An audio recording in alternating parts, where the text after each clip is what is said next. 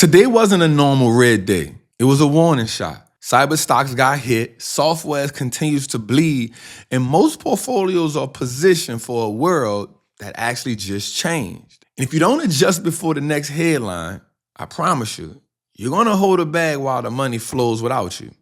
Now, in the next 30 minutes or so, I'm gonna give you 3 ETFs that will keep you on the safe side of the AI game without you being trapped in a tech meltdown. It's your boy, the Wall Street Trapping Man. Make sure you like, make sure you subscribe and share this out. And if you can help me out, please help us get to 2,000 likes. That'll help us get this video in the algorithm. And I don't wanna waste your time. No more, let's go.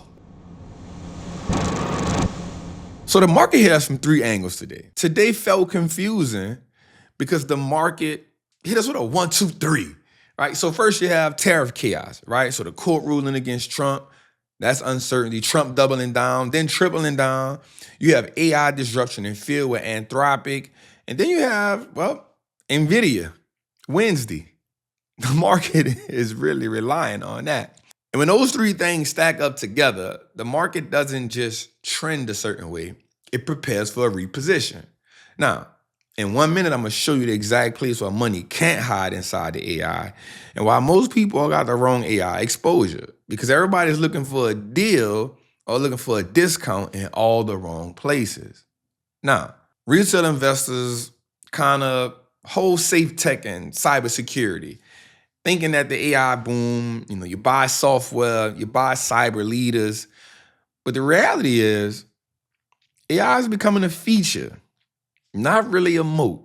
So people built their portfolios around companies like, CRM, Oracle, which was running last year. Microsoft had a great year, cybersecurity and chill.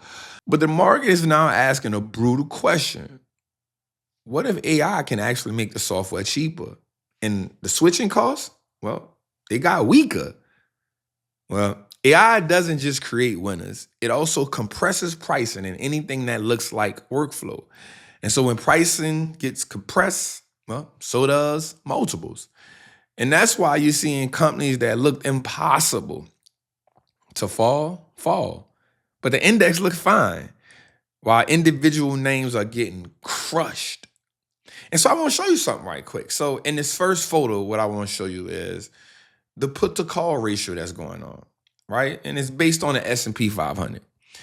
You see steady uptrends from 2004 with pullbacks in mid-2004 and major washouts in early 2025, which was, I meant to say 2024, and then major washouts in 2025 with the Trump tariffs, but still recovered into new highs.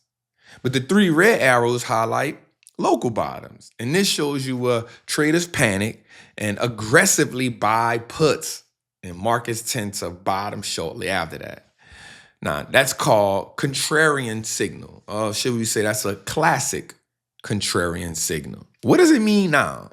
And we're seeing another large negative spike. These puts are crazy. But this tells us that hedging activity has surged. Fear is elevated. We see a VIX at 21 right now. And then institutions may be actually buying downside protection. Now, I'm not telling you to go run and play puts. I'm not telling you to do none of that. I want to just show you what's going on with these charts. Now, historically on this chart, extreme put flows equal near-term bottoming zones, but not always immediate. Sometimes it can take days, sometimes it can take weeks, but it can be lagging. So that means I want you to just prepare. Now, this is not actually bearish. It actually is potentially bullish.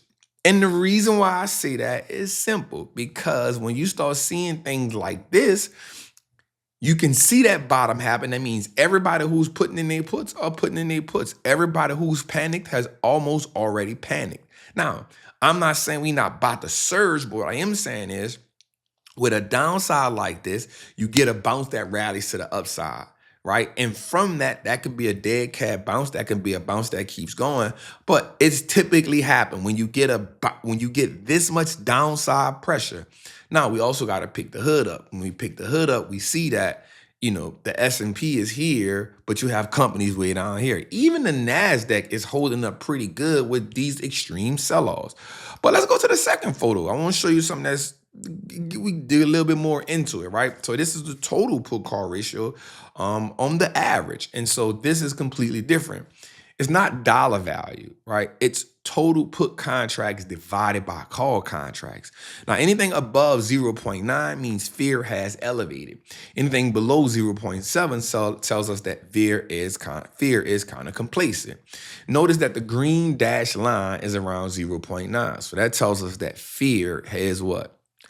Elevated. And that's all I want us to see. I'm not trying to paint a picture for you to be scared. I'm not trying to paint a picture to say that the market is going to fall. I'm not saying that. What I am saying is if I can give you the data and you can paint a picture on it, then we can understand where we at. And so every time the put call ratio spiked toward above 0.9, early 2024, market rally. Mid 2024, market rally. Early 2025, major bottom, then the market rally. Now, approaching 0.9 again. So what am I saying? This has been a consistent theme. So what I'm saying is everybody that is bearish, and they keep saying we bearish. And everybody that is panicked has already left because people keep saying we bearish.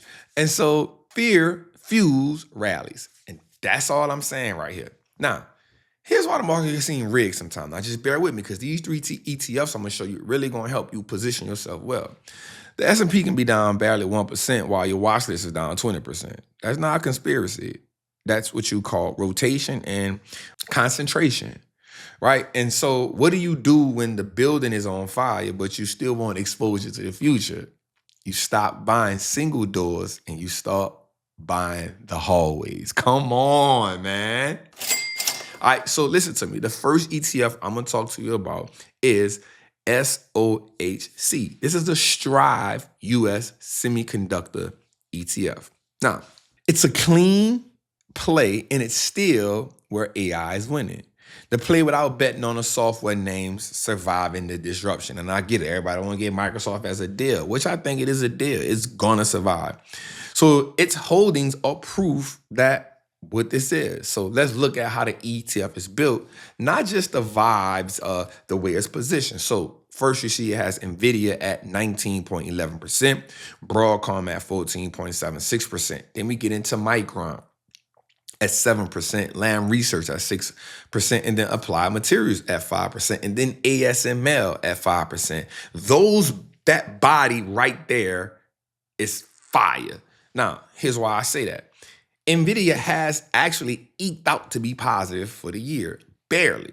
Now, of course, AVGO is down for the year, right? But everything else is up. Micron up. Lam Research, Applied Materials, ASML, things I've been talking about. Then you go a little further, then you go to KLAC. Intel is kind of shaky, but analog devices. So it has a great mixture of the top 10 holdings that actually can help you survive this thing.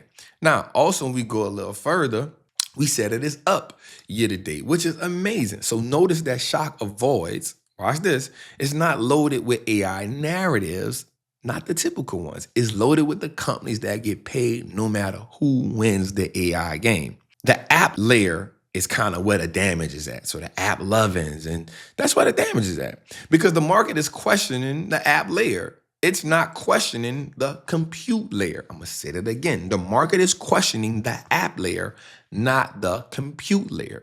Now, in a few minutes, I'm going to show you another ETF that spreads risk even more. And it has a completely different type of exposure.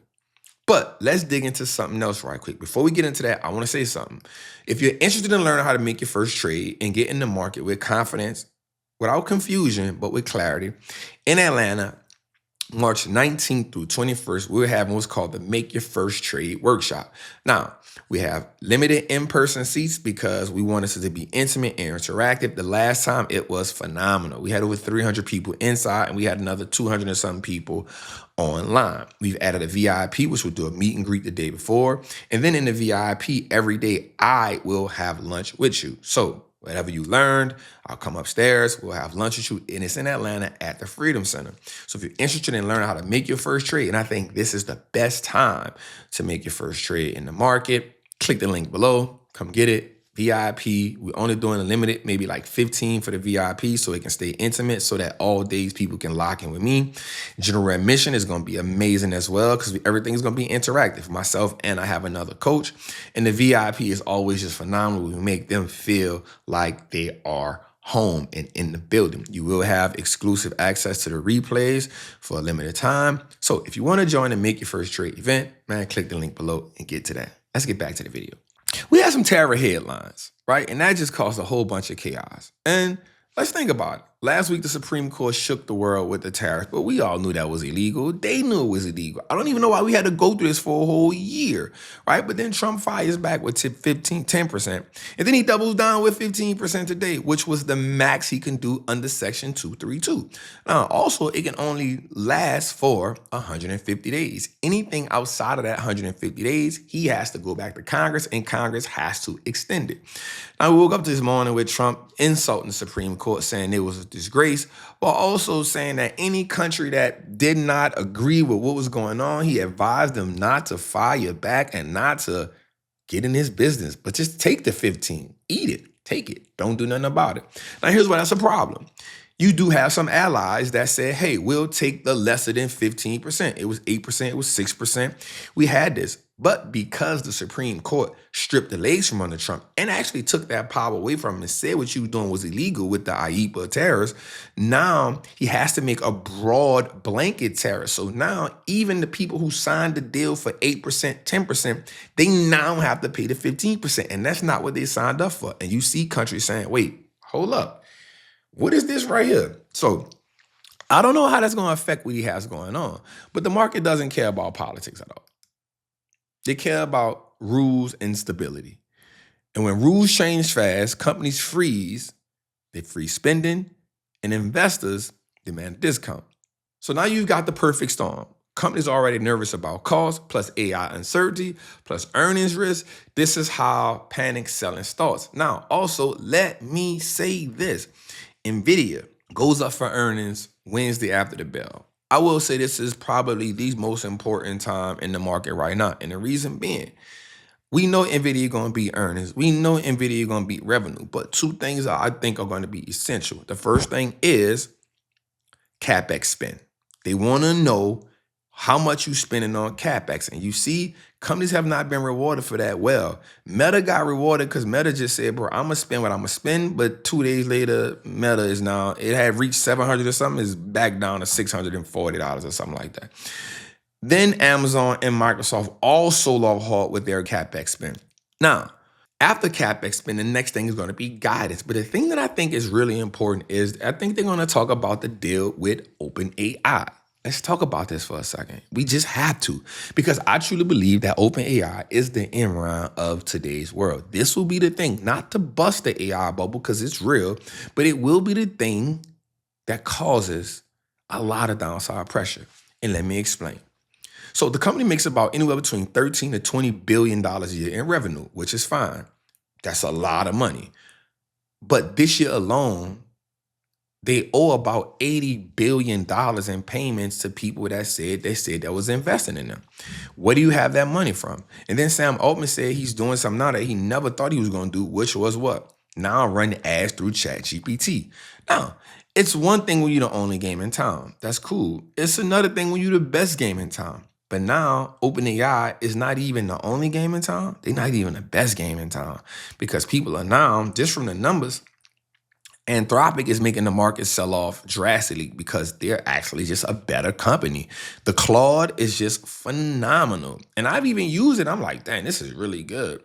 So not only that, but Claude is even having companies sell off in the market. Like it's hitting financials, it's hitting, this is why software is selling off. This is why cybersecurity is selling off because of what Claude is doing. It is that good and it keeps improving. And we talked about this before. And Goldman Sachs even used it and then they issued a statement saying, hey, a lot of insurance companies and payment plans, a lot of stuff is going to be affected by OpenAI. Now, we got to give Sam Altman his props. Did he introduce something to the game? Yes, it's kind of like Tesla. But guess what? What have you done for me lately? Then you also have Gemini, which is pretty goddamn gone good as well. And then not to mention Gronk, who is last on the ladder. So not only are you not the only game in town, but you're actually not the best game in town. And that could be a problem from OpenAI. You don't have enough money, and I just think it's only a matter of time. So that's another reason why I want us just to be cautious. I want us to take advantage, but I want us to do small positioning And a lot of companies that's going to be exposed to OpenAI is going to be big. And this is why I think it's going to be critical for Nvidia, because they went from saying we got $100 billion investment to saying, it's only $30 billion, right? Nvidia is smart. The man didn't build this company by being a clown. He understands, but he also understands that he has to almost give them something, because if Nvidia says no, that's a wrap. So let's move a little further. And I just hope that I'm giving y'all some value right here that y'all can understand. Now, this play is a less obvious play with this ETF. Ticker symbol PSI. This is the Invesco Semiconductors ETF. Now, I want you to understand something. If SHOC, SHOC, is the AI concentrated leadership, then PSI is the AI diversified supply chain. Now, their top weights is Micron at 6.8%, Lam Research at 5.7%, KLAC at 4.7%, and then ASM Research. And then they have Teradyne, Nvidia, AMD. Those are some of the smaller plays. And I like that because it's not so heavy up front. And this one is performing really, really well year to date. Now, here's the difference. PSI doesn't worship one king. It spreads AI across memory, tools, testing, and production. And when one headline affects one thing, well, you have exposure to everything else, so you're not getting that implosion, right? And in this environment, concentration is almost like a tax, and diversification is almost like a weapon, right? So I want you to just keep that in mind. And lastly on the list is none other than DRLL. Now, this is my hedge. Now, hear me out. I know a lot of people gonna go, for me, I love GEV and I love VRT, right? But you know AI runs on chips, for sure. But chips run on electricity. Data centers don't scale on hope, they scale on power. Now, up 21% year to date, ExxonMobil at 24%, Chevron at 22%, ConocoPhillips at 4%, EOG Resources at 4%. I like Valero being down at 4%, Diamondback at 2%, and Oxy at 3.9%. Now, drill is basically, if inflation stays sticky, if war risk rises, if tariffs keep costs up, energy tends to be the only place the market will stay, and it will pay you for being there. So you're not picking one fragile software name. You're building a three-piece positioning stack. SHOC, AI winners concentrated. PSI, AI supply. Drill is the hedge that benefits from the same micro things help us out. And I like that. So this is how you position yourself. So the mistake is you thinking you need to guess like one of the apps that will win AI. The shift is the market is questioning the app layer. The consequence is you still don't adjust. You keep owning the names that are getting repriced, and while the money hides in the infrastructure. And so, yes, there are deals to be made, but we need to let the market settle that out. It's not for us to settle that out. It's us to figure out where the bull market is and position ourselves here, and then also get some of those discounts as well. And I'm gonna say that again. It's for us to say, hey, let me take advantage of these discounts as the market is shaking it off. Remember what I said to y'all in a previous video, right? We buy dips on percentages, not because the market is going down. Now, remember I told y'all Microsoft was going below 400. Everybody argued me. This was when it was like 430. Everybody arguing me. Coming from about 555, I truly think that Microsoft can get around 350. I just think that because there's still a lot of uncertainty in the game. So I hope y'all helped y'all with a lot with this video. If you're interested in coming join the community, the Patreon, the link is below as well. I'll see y'all in the next one. Salute.